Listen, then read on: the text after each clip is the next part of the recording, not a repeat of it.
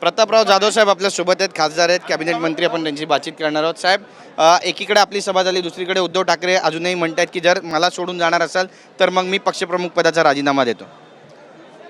आता शिवसैनिकाला भावनिक आव्हान करण्याशिवाय त्यांच्याजवळ दुसरा कुठला पर्याय उरलेला नाही असं मला वाटतं. खरं म्हणजे उद्धव साहेबच बोलले होते की बाळासाहेबाला मी वचन दिलेले आहे की एका सामान्य शिवसैनिकाला मुख्यमंत्री करीन. पण सामान्य शिवसैनिकाला मुख्यमंत्री होण्याची वेळ आली तर हे स्वतः मुख्यमंत्री, तेही काँग्रेस आणि राष्ट्रवादीला सोबत घेऊन झालेले आहेत. आता भावनिक आव्हान ते करतायत, तो त्यांचा विषय आहे. पण आता त्यांच्याजवळ मला वाटतं याच्याशिवाय दुसरं काही राहिलेलं नाही. आम्ही सत्तेसाठी जन्माला आलो नाही असं पण ते म्हणतायत.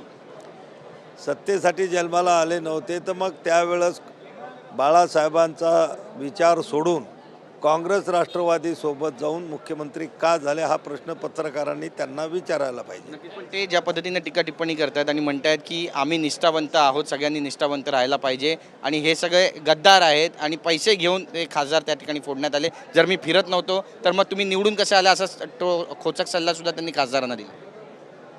हे बघा, 100% जर त्यांच्या नेतृत्वावर जर विश्वास असता तर त्यांचे 100% उमेदवार निवडून आले असते.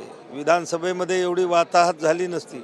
जे लोक उमेदवार म्हणून उभे राहतात त्यांचं स्वतःचंही कर्तृत्व असतं, त्यांचंही लोक त्यांच्यासोबत असतात आणि म्हणूनच कुठलाही पक्ष त्यांना उमेदवारी देत असतो.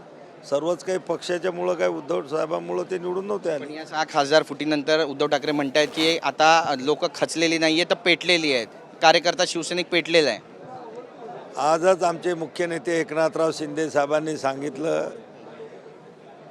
कि आगे आगे देखो होता है क्या, ये तो सिर्फ क्या बोलतो झाकी थी, अभी तो बहुत सारा बाकी है. शिंदेच्या नेतृत्वामध्ये शिवसेना मजबूत होते महाराष्ट्रामध्ये असं म्हणावं, ज्या पद्धतीनं 6 खासदार मजबूत होते नाहीत. शिंदे साहेबांच्या नेतृत्वामध्ये शिवसेना आणि आमचं संपूर्ण NDA महायुती खूप मजबूत आहे. नक्कीच. धन्यवाद आमची बातचीत केल्याबद्दल. कॅमेरा पर्सन सतीश नाईकसह गिरीश गायकवाड, TV9 मराठी, मुंबई.